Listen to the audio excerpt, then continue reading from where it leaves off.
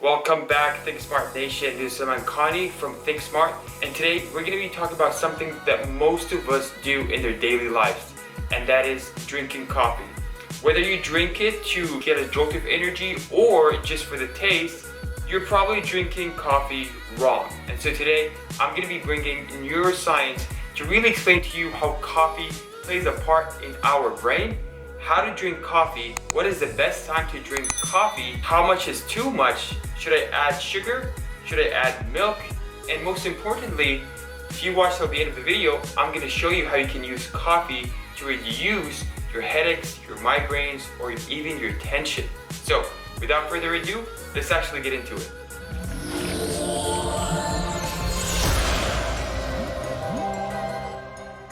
The thing is, people do drink coffee usually in the morning and as soon as they wake up. You hit the snooze button, you wake up, you go to your kitchen, and the first thing you go look for is chasing a cup of coffee, thinking that it's going to give you energy or it's going to give you that spike.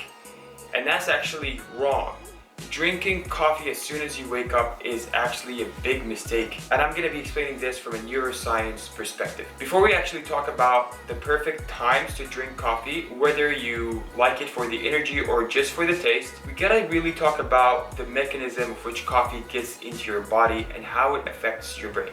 I promise you, I'm going to keep this very brief. And by the way, this video is translated into many different languages. الفيديو هذا مترجم بالعربي، اكبس الكبسة وبتلاقي الترجمة بالعربي. So when we talk about coffee, which is really made of caffeine, and this video actually talks about coffee and all other energy drinks that have caffeine in them. When we drink coffee, caffeine gets absorbed into our brain. And so as a molecule, it is actually very similar to adenosine, which is just another molecule that has a receptor in the brain. So you drink coffee, it goes to your brain, and so it binds to this adenosine receptor, blocking you from being tired. But the thing is, drinking too much coffee makes you very tired. Isn't that confusing? I think that's really confusing. The recommended dose, or the recommended amount of coffee a day, is about 300 to 400 milligrams per day. What does that even mean? So this means that you can drink about 2 full cups of coffee a day, or 2 cups of Turkish coffee for those that like قهوة Turkey. And by the way, for those who are pregnant, it is really best to drink about 200 milligrams of caffeine a day. By the way, if you'd like to check the amount of caffeine that you can drink per day based on your weight, I'm going to be posting a link in the description where you can add your weight in pounds or kilos, and it'll give you the maximum amount of safe caffeine per day. Now, the Mayo-clinic recommendation is 300 to 400 milligrams per day, and for pregnant women, as I said, it's 200 milligrams per day. And it's very important to talk about this because drinking too much coffee is not only going to make you tired, which is counterproductive, but it's also going to make you jittery, it's going to make you anxious, and ultimately dehydrated. Alright, so now let's really talk about the best time to drink coffee. As I said, most people do drink coffee as soon as they wake up, and this is a big mistake. The best thing to do when you wake up in the morning is actually drink water. I actually have here a water with lemon, and by the way, if you'd like me to make a video of why lemon is very important in water, just comment below. I'll be more than happy to share with you my tips on that, because water is actually the best source of energy. By the way, drinking water activates more than 30,000 energy reactions in the body. And also, when you wake up in the morning, your cortisol level is already high. Cortisol is a steroidal hormone that actually activates your central nervous system and makes you energetic. And so it wouldn't make sense that as soon as you wake up, you go and drink coffee, because you already have enough energy in your body in terms of cortisol. No matter at whatever time you wake up, whether it's 6 a.m. or 10 a.m., as soon as you wake up, your cortisol level is at its absolute high, and then it starts driving down by about an hour after you wake up. And so, here's step number 1. If you want to drink coffee, drink it at least an hour to 2 hours after you actually wake up. If you drink coffee as soon as you wake up, it actually suppresses your appetite, and so you wouldn't eat, which is ultimately going to drive your energy pretty low.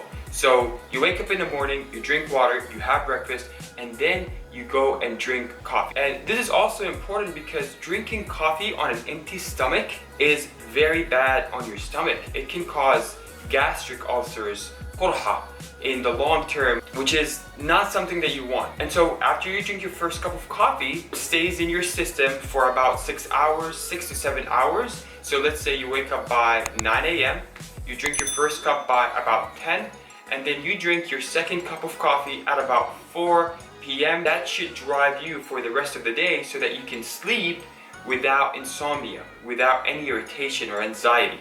So that is actually my recommendation in terms of the best times to drink coffee. Now, the thing is, when it comes to coffee, people like to add sugar to it. And, I think it's okay to add just a little bit of sugar, but if you add too much sugar to your coffee, it's going to be also counterproductive in terms of energy, because too much sugar is going to drive your insulin up, and so your energy is going to spike, and then you're going to crash. And then we're back to square one. The mission of this video is to give you tips on how to really optimize your life through using coffee in the right way. If you're one of those that likes to add milk to their coffee, then that could be a little bit of a problem because it can make you bloated. For me, I try to avoid milk with coffee, but if I'm drinking mocha, then I would go with skimmed milk, coconut milk, or oat milk. But I would avoid 1%, 2%. Now, another tip that I want to give you is that while you're drinking coffee, in between the day, you really want to drink a lot of water, because coffee or caffeine is an antidiuretic. In other words, it causes you to urinate a lot and causes you to dehydrate. So you want to always replenish your body with a lot of water all the time. Now, to me, I like to drink caffeine packets instead of the coffee, just because it's much faster to prepare, and also I get to know how much caffeine I'm taking in, and it also has vitamins in it such as B1, B2, B3, which are very important for energy. If you'd like to give it a look, I'll also post a link in the description just for you to get to know more about that. Besides having a lot of energy, coffee could be good also for your mood.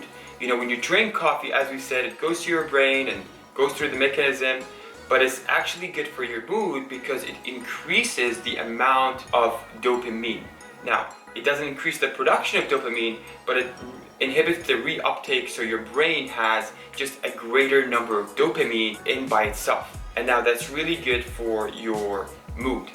Now, here's my tip for you if you want to use coffee to eliminate or reduce your headache. Coffee in by itself as a drug class is known as methylxanthine. And so it's a good adjuvant analgesic. If you're having a headache and you drink coffee with another NSAID like Benadryl or even Toradol or ibuprofen, then that combination effect produces a better result in terms of headache, in terms of migraine, in terms of tension headache. This is actually a great tip if you want to use it, if you want to reduce your headaches. The last thing that I want to really share with you about coffee is that it's a hard drug, which means that you can build up a high tolerance. People can drink so much coffee that they become really addicted to it.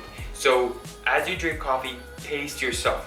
Try to not drink more than 2 cups of coffee a day. I personally only drink 1 cup of coffee a day for 4 days, and the rest I just keep it on the water. I hope this helps you. If you like this video, please give it a like, but most importantly, please share with me what kind of coffee do you like.